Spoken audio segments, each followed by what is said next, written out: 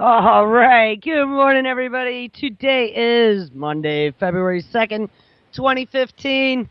And this is Before the First Cup with Jules here on UCY.TV. Happy Monday. Sorry, I was trudging through the snowbanks to get here in the tundra.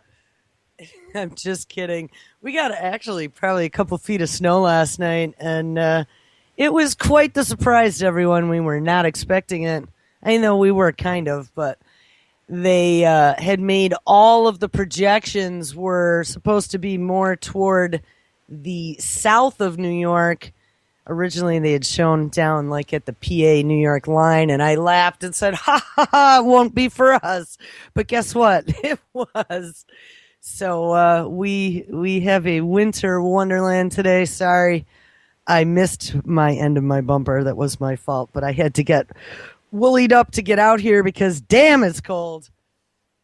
So, all right, I hope everybody is recovering from the kitten bowl yesterday. We watched hours and hours of kittens running around on a fake football field playing with each other. Actually, it was adorably cute. And I was forced to at least ingest some of the Super Bowl, but you'll be proud to know that I was on the couch under a blanket with my eyes closed most of the time. I don't know. I really don't care for football. I used to when it was the Buffalo Bills and we had some chance in hell of winning, but that didn't happen 4 times in a row and we all pretty much gave up. So what we're going to start with today is a continuation of the last 2 weeks, but I dug up some pretty nifty stuff that I want to discuss with you. Hope everyone's got their thinking caps on and a couple cups of coffee in them because there's going to be some brain power that is required. So over the last 2 weeks, we looked at precision healthcare, something that Obama talked about as part of the State of the Union. We looked at the evil plan behind it, how Obamacare was designated not a health care plan back in November of 2013 by Kathleen Sebelius, and that then allows kickbacks, and we found the proof, kickbacks to be legal because it is no longer covered or is not at all covered under the anti-kickback statutes that currently cover Medicare and Medicaid.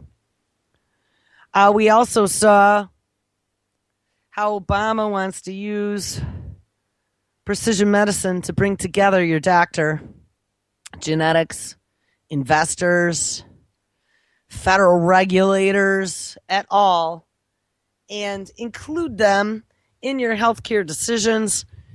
And of course, for the good of all, for the good of the collective, we shouldn't be expecting our healthcare information to be private because your healthcare information and the research that they do on you and the discoveries that they find could help others. So give it up, Buttercup.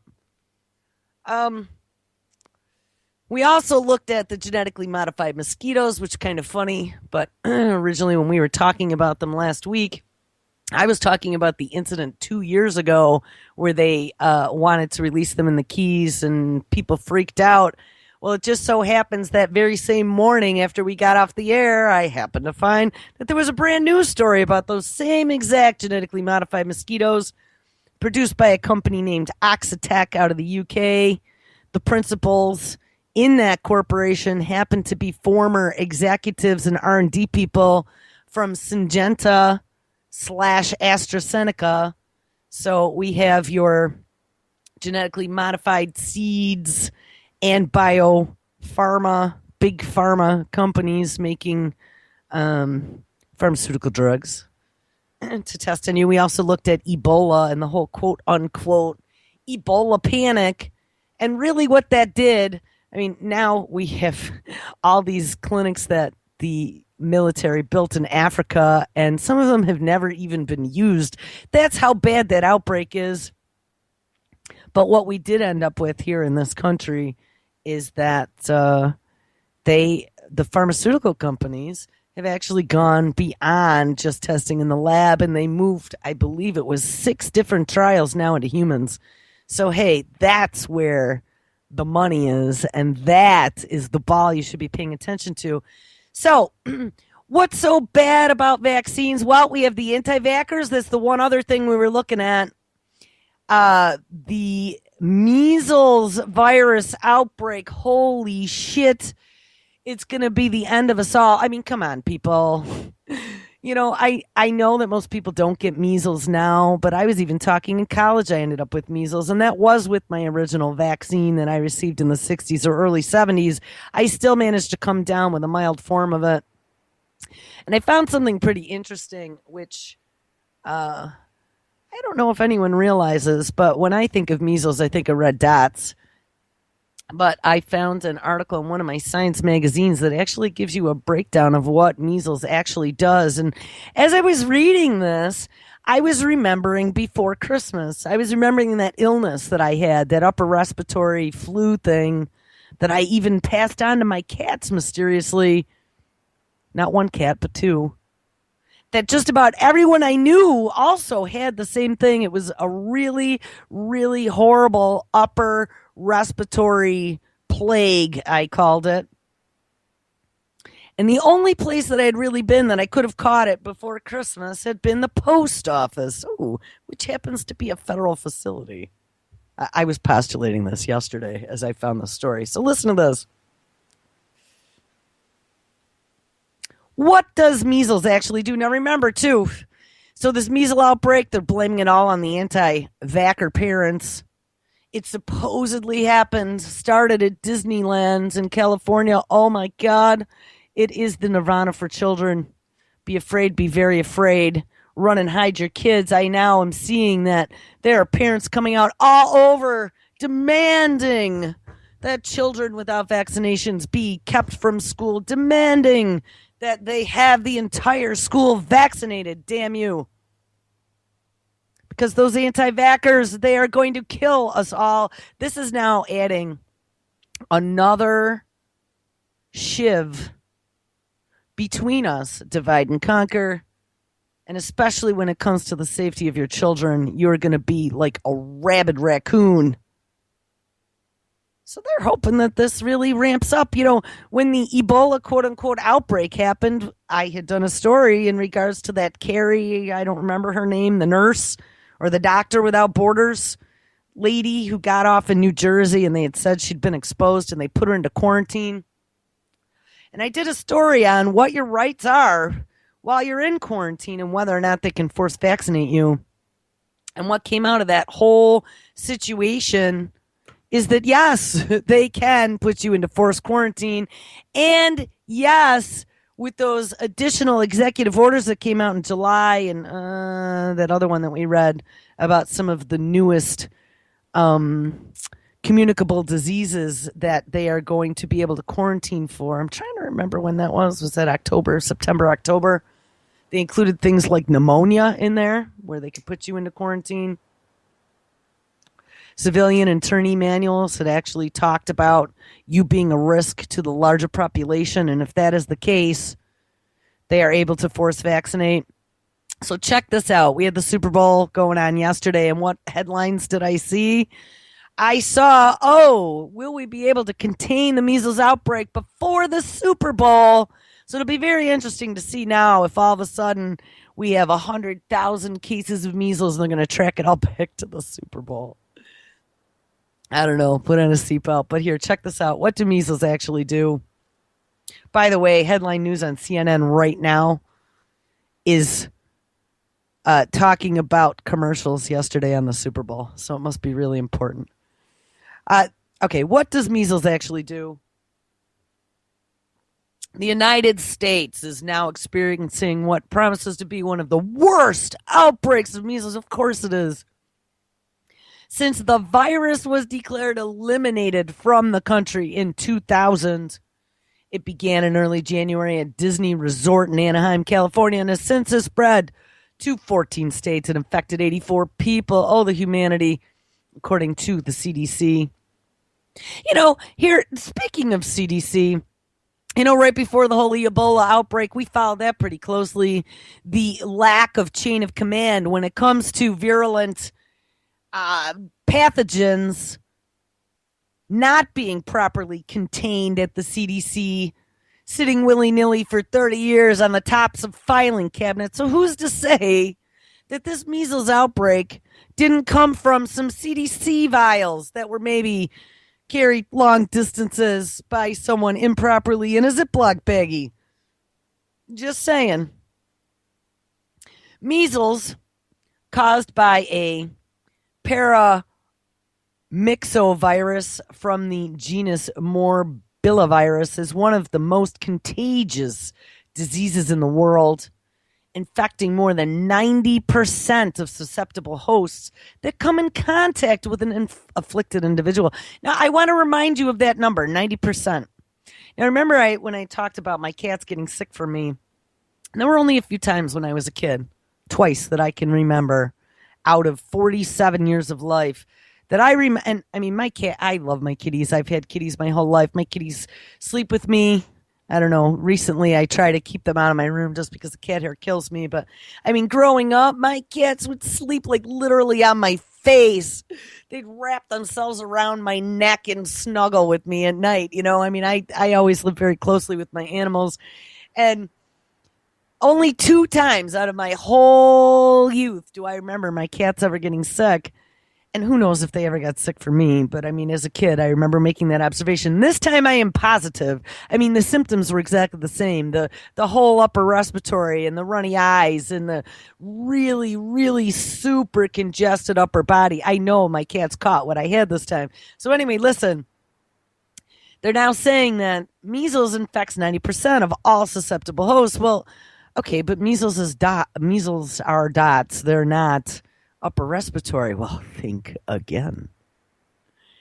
In the absence, this is back to the story, of a widespread vaccination, the average person with measles infects an average of 12 to 18 other people. In contrast, Ebola, interesting they mention Ebola in here, Ebola is typically transmitted to 1.5 to 2.5 people per infected person. So look they turned up the heat on the frog in the pot is what they did. They said, all right, Ebola was one.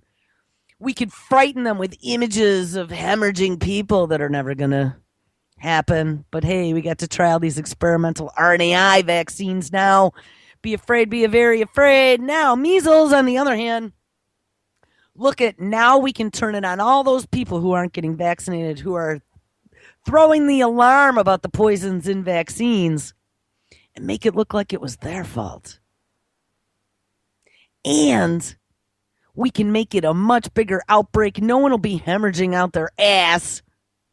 They'll just have some red dots and a cough. What? A cough? Yes, a cough. Listen. Although, so it's highly, highly transmissible, measles, but according to this, although the overall mortality rate for children who get measles is only 0.1 to 0.2%, so mortality rate is low, transmissibility is high. Unlike Ebola, transmissibility was low, but mortality rate was high. At one point, they were talking about 70+%. I think at the end, it only ended up being 40 or 50% when they averaged out all the numbers. But although the overall mortality rate for children who get measles is only between 0.1 and 0.2%, as many as 1 out of every 20 children will also develop what? Oh, yes, Obama mentioned this, pneumonia. Yes.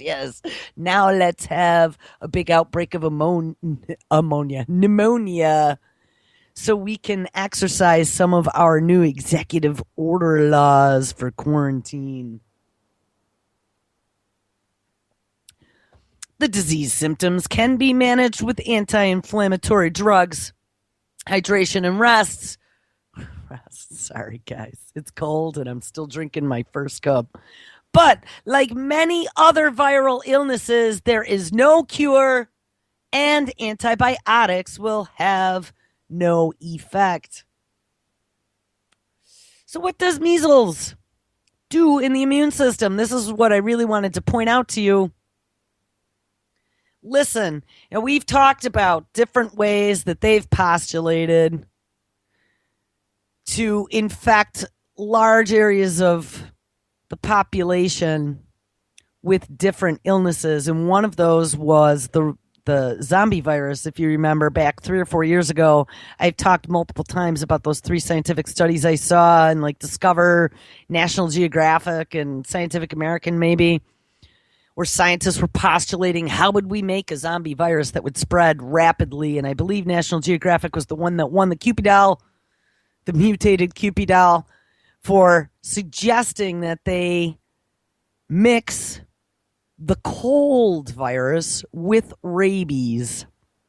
Well, listen to this, and then spray it aerosolized. What does measles do to the immune system? Well, measles virus is spread from person to person through the air in a coughed out aerosolized droplet that is inhaled. The virus typically first comes in contact with the host's lung tissue, where it infects immune cells called macrophages and dendritic cells, which serve as an early defense and warning system. From there, the infected cells migrate to, where was the first sign and symptom when I had this quote-unquote flu plague at Christmas? My glands all swelled up. Yes, well, the measles virus goes from the lungs to the lymph nodes. And from there, they migrate throughout the body, releasing virus particles into the blood, the spleen, lymph nodes, liver, thymus, skin, and lungs are the eventual destinations for the virus. And in rare instances, the virus can cross the blood-brain barrier. Infection of lung cells causing a hacking cough keeps the virus circulating in the population. Now, along with that, of course, comes inflammation, which then causes the rash. But what I found extremely interesting is that the measles virus is spread aerosolly through people coughing, causes your lymph nodes to swell, and then causes a hacking cough. Now, how interesting that a large number of us ended up with a flu-ish thing that started out very, very similar to that right around Christmas time, that wouldn't go away, that took forever, that really whomped our immune system. And now we have this measles outbreak. All I'm saying, and I don't know if it was some mutated measles virus, who knows, but it seems very suspicious to me that how it started and how it was so transmissible, it passed to 2, not 1, but 2 of my cats. The one cat got over it quickly. The other one did not. She's fine now, though. It doesn't kill a lot of people, but it's highly transmissible. I'm telling you guys, I got the spidey sense thing that goes on sometimes, and the second I read that line describing the symptoms, red lights started to go off for me. This is test number 2 we're in the middle of right now. That's what it says to me. But hey, why the hell would they be doing shit like this? Well, if you follow the dots. So first, they convince you that the CDC isn't infallible. They make mistakes too, and they leave vials of dangerous stuff laying all over the place. And we saw probably 20 stories on that. And once you see 20 stories, you're not afraid anymore, because you know what? Even though they didn't have a good chain of command of all of these horrifying, debilitating diseases at one point, they must now. Because look, the CDC was so in control of things with the Ebola outbreak. No, they weren't really. But remember, they made you feel like they were because they told you that they formed an Ebola SWAT team, right? They tied the military right into dealing with outbreaks. Oh, yes, they did. Oh, what? They sent the military to Africa, where, of course, we had looked at a whole bunch of things with Africa. I'm not going to get into that so we have time left over for me to move forward here. But we also sent military to Africa that had to go build all those clinics that are no longer being used because what? Oh, yes, they found the tree that all the infected fruit bats were in. They also passed laws as to what is considered a quarantinable offense because of Ebola. They also, because of all these new novel treatments that they had waiting in the wings mysteriously when Ebola, quote unquote, broke out, they also made the American public feel safe because science is in control. Yes, we had this new, quote unquote, serum that will cure you. Even though it didn't cure everyone, the first dude died, but it did cure some of them. And those people who were supposedly cured of this killer disease, I noticed that, mainstream news, who's always scrubbing, digging, bottom feeding to get viewers, didn't jump all over all those wonder curies to have them on his interviews. It doesn't make any sense. It's like Obama. And we find out he was born in some hospital in Hawaii, and that hospital in Hawaii never stepped up and said, hey, the president was born here with a big sign out front. Yeah, just like that. So they've now convinced the public that the medical establishment, the military, industrial, medical, biopharma establishment that has been formed now over the last few months in the mind's eye is going to save you, right? That's what we like to hear. They're going to save us. Don't worry about it. Yeah, you saw it was horrible, but look how fast we fixed it, and you'll be all safe. All right.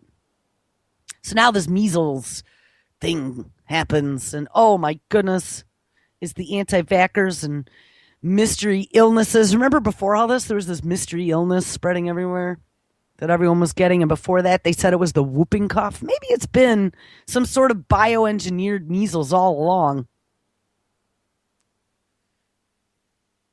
But don't worry, because we'll come up with a cure. Well, all right, this is where the show begins now. This is where it all begins. So, I run across a story right after we get off air on Friday. Now, what have we been talking about? Well, part of these RNAi vaccinations that they've been working on and now testing in humans for the first time ever because an emergency was declared because of Ebola contain things that have never been used, at least in widespread acknowledged testing in humans. Ethically speaking, they were only able to be allowed to be used in animals for testing unless there was a quote unquote emergency. Well, now the emergency was declared. They're doing testing in humans. Look at, nobody died yet that we know of. And some of the stuff that they are using in these vaccines, at least in the RNAi, are proteins. That's what your amino acids are. They're proteins. RNA, which then rewrites DNA. But also we discovered that in some of these vaccinations, they're also using nanotechnology. Now, one of the things that I don't know if I'm going to be able to dig, and maybe this will be tomorrow, where we actually dig into all that's going on in nanotechnology. But this story, this interview, well, we'll go back to this story. This story from Friday, it's almost like one of my science publications was listening to the show, or I was channeling. Something happened because doesn't Google, who has Kurzweil, the crazy guy who wants to upload himself into the machine, and CEO Eric Schmidt, the dude that's working on one of the many immortality projects around the globe that ties together our federally funded public health, like the National Institute of Health, organizations, our universities, and corporate America, together with the Brain Project. They come out with a story in phys.org on Friday titled Google Eyes Nanoparticle Platform as Part of Health Rethink. Now, this comes on the heels of the announcement of precision medicine and everything we've been talking about. I've been telling you about the nanotech. We're going to spend, I think, the next week talking about nano and how it's actually been in our food. And they've been experimenting on us for at least 15, I'm going to say 20, but I have proof right now, 15 years. I have an interview, which some of you saw on Friday. I dropped it into chat after the show. Kurzweil actually interviews the father of nanotechnology, and we're going to listen to that maybe tomorrow. I don't know if we'll have time today. But I want to look at the story right now. Google Eyes nanoparticle platform as part of Health Rethink. This is the next step. Remember, it has now been established in the psyche of the American public with an attention span of about 4 minutes that science and medicine and technology are going to save us all. So don't worry about it. Go back to watching the Super Bowl. All right, I'm going to read this. Google likes taking on big problems, and that is no secret. Remember, DARPA's in the middle of all this. As is Motorola, Samsung, all the smart technology. This is no accident. Google likes taking on big health problems, and that is no secret. Transportation, communication, and now health. The Atlantic, which is a publication, has posted a video, and it is all about Google's attempt to redefine how we what? Oh, yes, manage our health. I don't know about you, but how do you feel about Google being in the middle of your healthcare? And it gets even worse than that. It's not just going to be your medical data. And there were quite a few years ago, I remember Google released something called Google Wallet or something like that, Google Health something. And they wanted you to go in, put all of your disorders, and then put all your medications in there. And they would give you alerts. And it would be some sort of portable. And this was when they were trying to get electronic health records kicked off. And there really was a low adoption rate at the mom and pop shop doctor's offices like we talked about last week, is because they didn't have an IT staff. It was one guy trying to be the doctor and the receptionist and the accountant trying to provide your health care.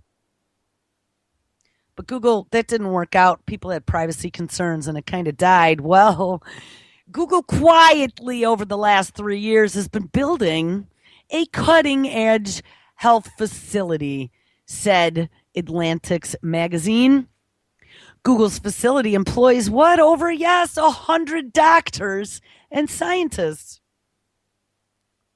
James Hamblin, senior editor at The Atlantic, sat in the Mountain View, California location and spoke with Andrew Conrad, head of Google Life Sciences. I didn't know they had a Google Life Sciences division. That might be a really good one to do a little research on. Conrad, during the interview, told him that the group is trying to change medicine from being episodic and reactive, like going to the doctor because your arm hurts, to proactive.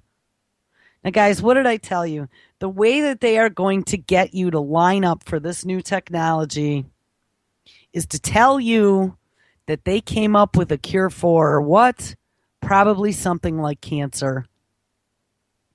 And there's going to be a lot of the American public that are going to jump right on board, put themselves in front of the line to be some of the first that this wondrous new technology are going to cure. Remember, don't ever be 1.0. Well, here we go. Google is actually working on a wristband that can detect cancer cells when they first appear. I'm going to tell you, this is the way they sell it every single time. When we first started looking at some of this RNAi technology, that's what all the stories talked about as well. They're working on a wristband that can detect cancer cells when they first appear. That would be possible in a system where they would be designing tiny magnetic particles to patrol the human body for signs of cancer and other diseases. The director says, quote, "So imagine that you swallow a pill." Didn't that Regina Duggan from DARPA say that, the one who worked for Google?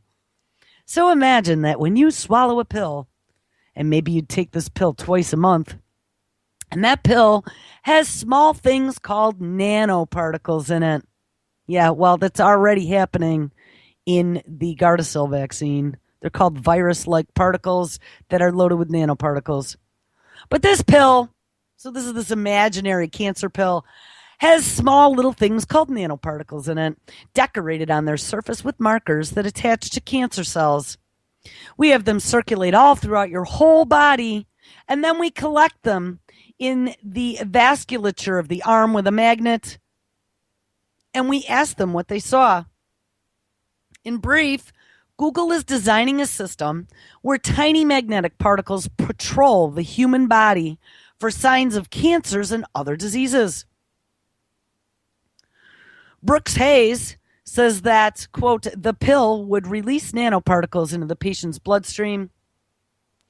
The magnetized particles would then tour the body, seeking out cancer cells to bind to, and a wearable monitor would attract and count the particles, pulling information as to what the particles had detected." Now, what's interesting is that this wearable monitor, they are stating, will probably, and let's talk about this, go on your wrist. If you've seen, there's two things.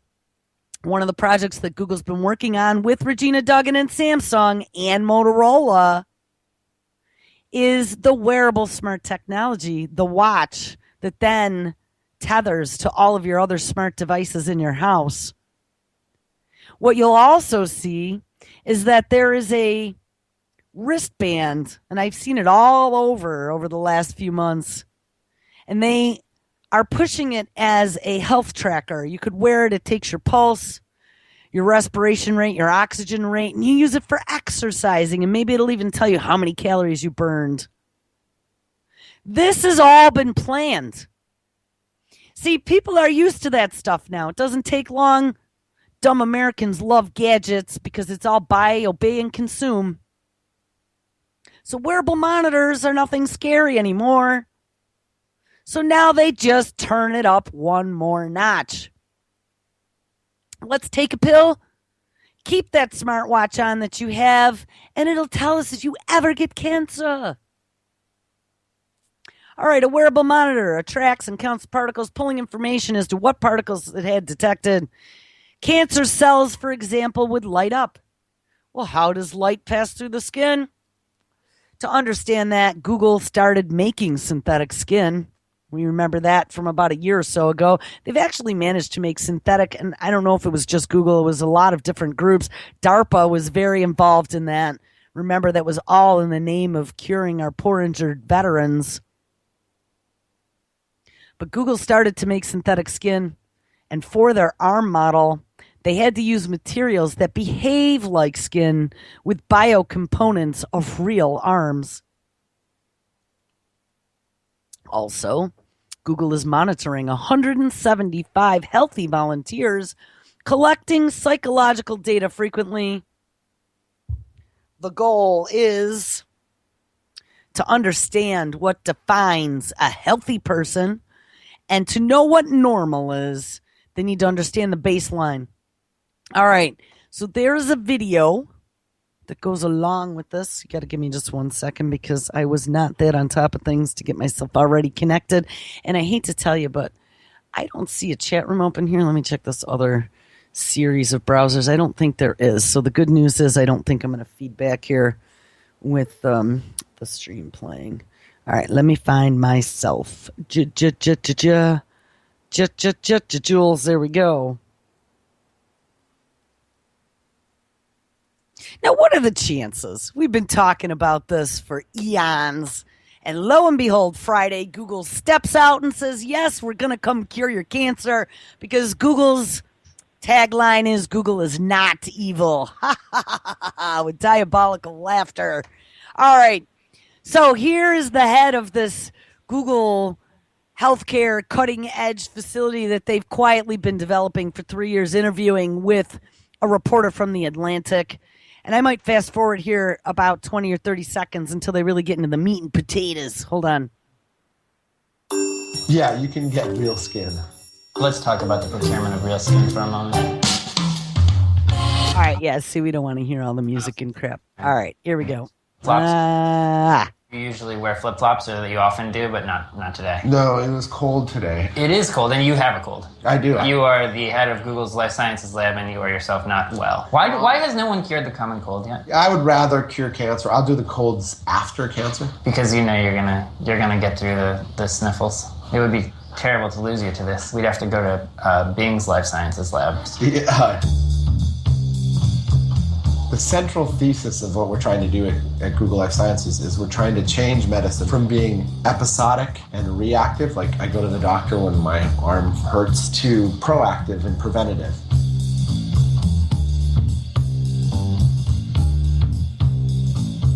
So you have arms, and this is how you diagnose breast cancer. What these arms are is the model systems in which we're trying to detect small particles that flow through the arm. So imagine that you swallow a pill, and that pill has small things called nanoparticles in it. Nanoparticles are very tiny particles, about 2,000 of them can fit inside a red blood cell, but they're decorated on their surface with markers that attach to cancer cells. We then have them circulate through your whole body looking for those cells, and we collect them in the superficial vasculature of the arm with a magnet, and you ask them what they saw. And you would basically wear this like a Fitbit, and you would take a pill maybe twice a month that would make your red blood cells light up. Hopefully it would make only the cancer cells light up.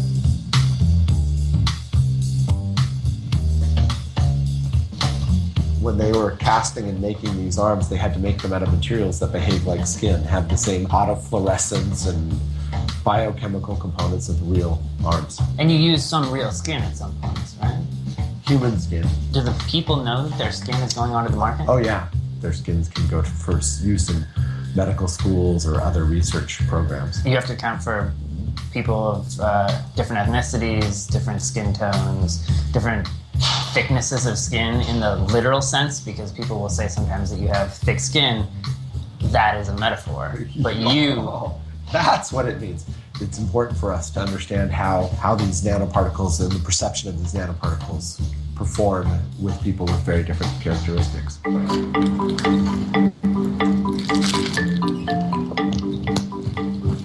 It's just like Breaking Bad.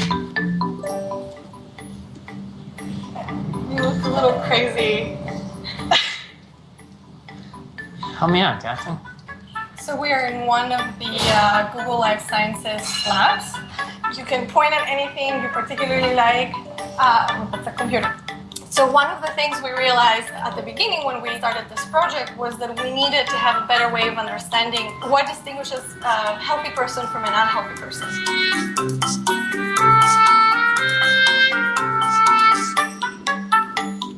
You need to know what normal is. Exactly. We need to understand the baseline. So could you potentially tell Jim if he was normal? I think we already know that I'm normal.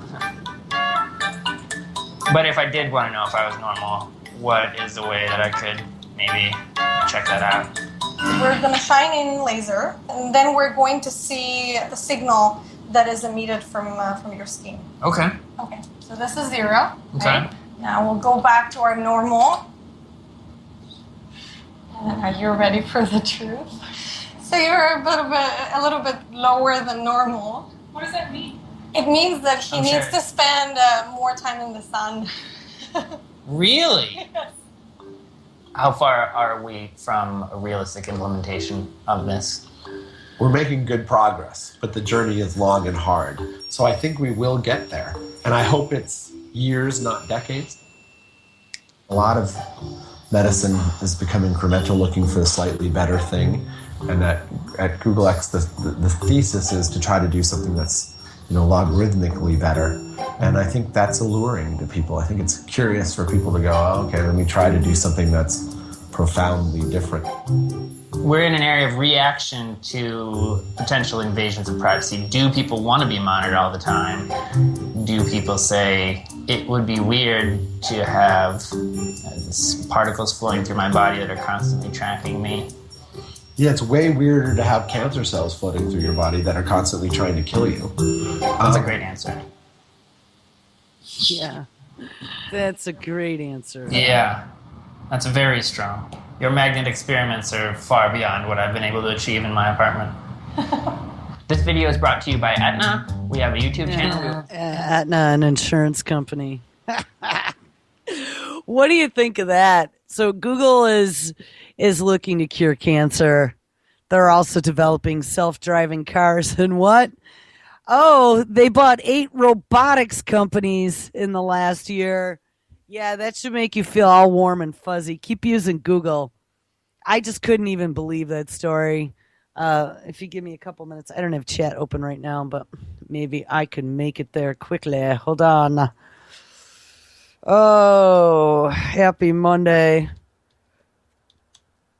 Buried under a couple feet of snow. Oh, if I can get there, I will drop you this link. Here it comes. I gotta turn that off. All right, here, we'll give you this. Yeah, so Google wants to cure cancer because they care about you. I just found this horrifying. It says, we want you to be able to go just like a car that needs an oil change. We want you to be able to go to the mechanic when we are broken. They talked about the use of magnetic nanoparticles to monitor for signs of cancer and other diseases. They said it was to functionalize nanoparticles, the nexus between biology and, yes, engineering. So I found an interview. Well, actually, I found a whole bunch of things. I found something a few days ago that had talked about the fact that they were able to isolate certain parts of our DNA, our genetic code.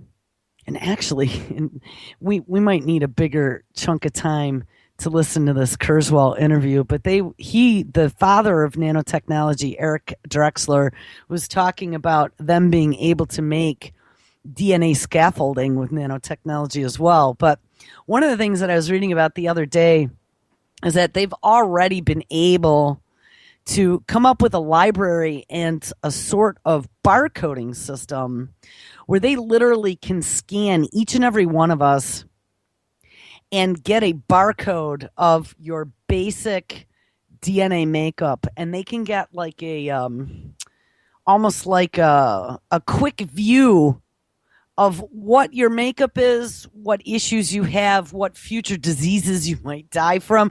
I mean, you people really, I'm hoping that you see here where this is all leading.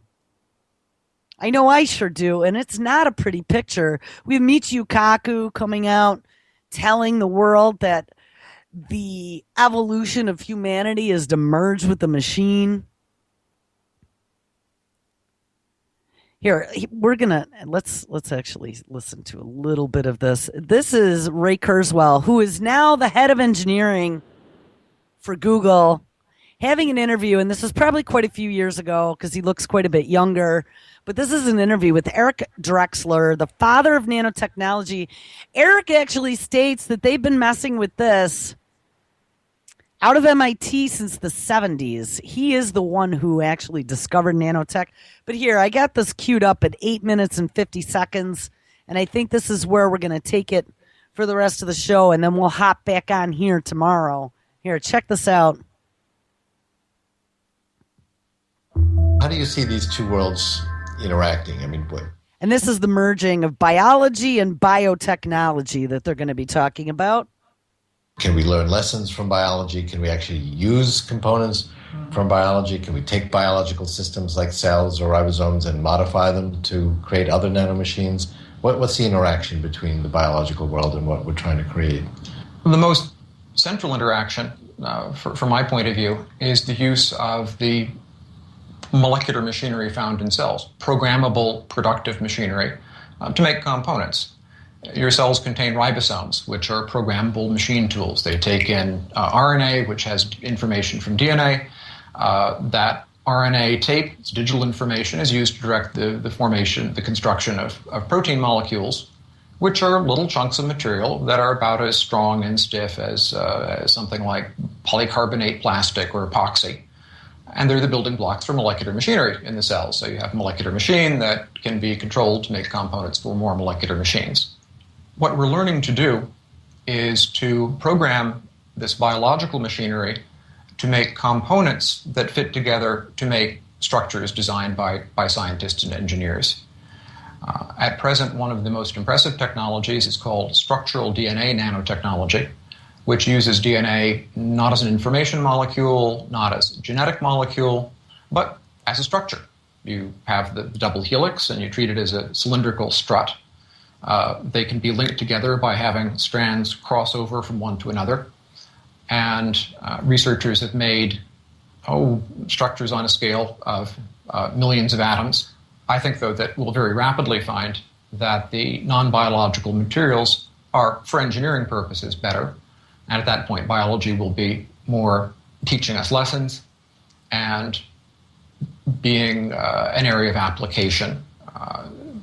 Early products I would expect to include a wide range of instruments that are useful for biomedical applications, for example. I want to stop for a second because did you hear what he actually said from when we first started this clip? He talked about the RNA and using the proteins and going in and being able to then modify the DNA. And they're going to eventually be using biology to teach them how to do synthetic biology. But guys, this is what they're doing with those RNAi vaccines. This is how it all ties together. This is the grand experiment. The video that came out back a few months ago talking about how we're going to be a new version of human in the next 20 years. It's happening right now. This is all a big smokescreen. All of these fear-based, trauma-based mind controls to get us to buy into this stuff. Be afraid, be very afraid that there's going to be an outbreak. There's going to be whatever. Give up your privacy. Give up your body to science. That's what this is all about. That statement, the last minute that he just talked about, that's the key to it all. All right, I'm going to continue. You've talked about the interplay between nanotechnology and artificial intelligence, and which might come first, and how one might help the other. Can you comment on the interplay between these two revolutions? It's certainly possible to develop nanotechnology, advanced nanotechnologies, without AI.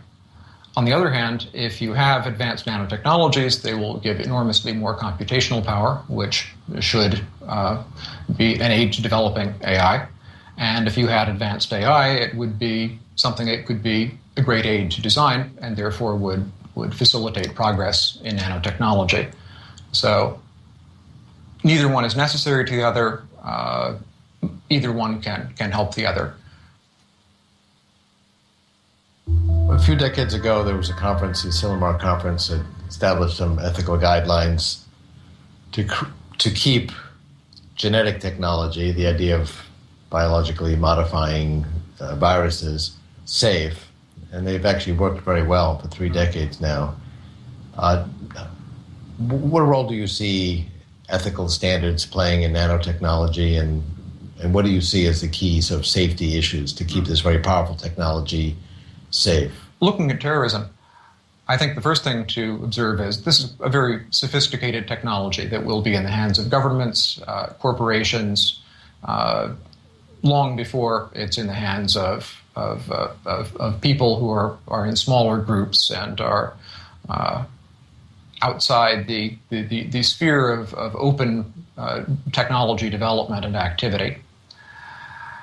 At some point, though, powerful technologies, as we've seen, tend to diffuse, tend to become widely available, and there are often things that can be done with them that one very much wants to suppress. And I think that if we look at the future, where technologies are going, even without nanotechnology, just with Moore's law progress, we're seeing a greater and greater density of sensors and communication systems. I think that the concern that people should have downstream a decade or two isn't that there will be terrorists doing things that threaten them, but rather that systems that have been put in place to, among other things, suppress terrorism will have succeeded and may be used to suppress things that they would prefer not be suppressed. So people have been saying that terrorism will be a long, open-ended war. If you look at this from the perspective of technology, I think that even without nanotechnology, that we're moving toward a world of intensive networked surveillance systems that will be able to suppress whatever people want to suppress. Terrorism is very much a passing problem, and that our concerns should be focused on how to manage the technologies that will make terrorism no longer be a problem, how to deal with a world in which there is that degree of ability to observe what people are doing and to control human action. Guys, this dude is one hell of a smart cookie, okay? He is the father of nanotechnology, and he's telling us terrorism is a fleeting thing. It's what brought in this technology to be able to surveil us. I mean, it's what we've been saying. And we should be more concerned about the technology surveilling us and what that means as an end result of us never being able to put out information because they can suppress whatever they want to suppress with the technology rather than the technology, or rather than what's going on in our environment that keeps us afraid. One answer to the question of why people should develop nanofactories is that at some point it will be so easy that it will be the obvious thing to do. People right now are developing increasingly sophisticated nanotechnologies because, well, there's interesting science in developing some of the components, and there are practical applications. Every step is a step in increasing the control of the structure of matter. That's been sort of the story of much of technology for a long time. So progress in this general direction is a natural, spontaneous unfolding of technological advance in a worldwide sense. Another facet is taking the Moore's Law progress further than can be done with semiconductor processing.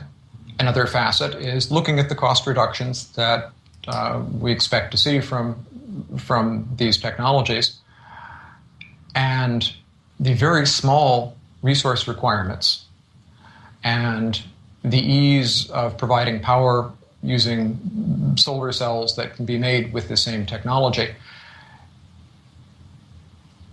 This will provide a basis for taking everyone in the world, people who are dirt poor today, and providing them with a standard of living that's far beyond what we have in the developed world today, and with less ecological impact. Yes, and that is the promise, and this is how they're selling it. It's going to make it a better world for all of us. But remember, it all comes down to who is manipulating the controls. And if history is any type of lesson to us, you don't trust the psychopath with the wheel and the gas pedal.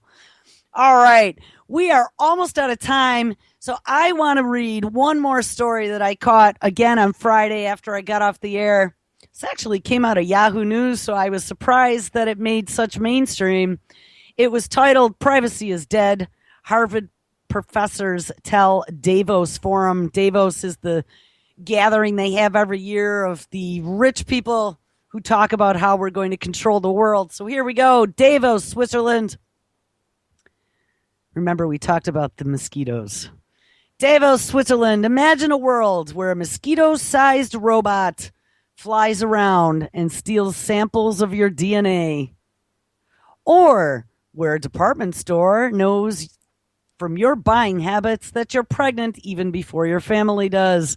That is the terrifying dystopian world portrayed by a group of Harvard professors at the World Economic Forum in Davos on Thursday, where the assembled elite heard that the notion of individual privacy is effectively dead. We watched that video too. Someone in chat had dropped that with a private investigator. It's been dead for a long time, and now anonymity is dead as well.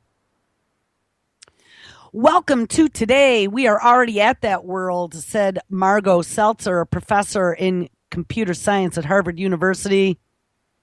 Remember, Harvard is also where the whole Weiss Institute is, where they are developing robo-bees and the mini mosquitoes, unmanned aerial micro vehicles. All right, back to the story. Another Harvard researcher into genetics said it was, quote unquote, inevitable that one person's genetic information would enter more and more into the public sphere. Sophia Ruth said intelligence agents were already asked to collect genetic information on foreign leaders to determine things like susceptibility to disease and life expectancy. We are at a dawn of the age of genetic McCarthyism, she said, referring to witch hunts against communists in 1950s America. What's more, Seltzer imagined a world in which tiny robot drones flew around the size of mosquitoes, extracting a sample of your DNA for analysis by, say, the government or an insurance firm. Invasions of privacy are, quote, going to become more pervasive, she predicted. Now, what's interesting is that she's not predicting this because she works for Harvard. Harvard is where the project for the RoboBees is happening, okay? This isn't a prediction that's pie in the sky future. This is something that's being worked on now. And she even says, quote, it is not whether this is going to happen. It's already happening, she says. And guys, I got 10 seconds left. Holy crap. All right. Make sure you guys stick around. We got new shows tonight. It is Monday. Up next, Mr. Hal Anthony. We have Vocal Local. We got Truth on the Tracks with Brandon Tuberville. Anti-Media Radio with Nick and DB tonight. We're going to continue. This whole week is going to be Nanotech Week. All right, guys. Hope all of you on the East Coast are digging out. Everybody have an awesome Monday, and I will catch up with you tomorrow.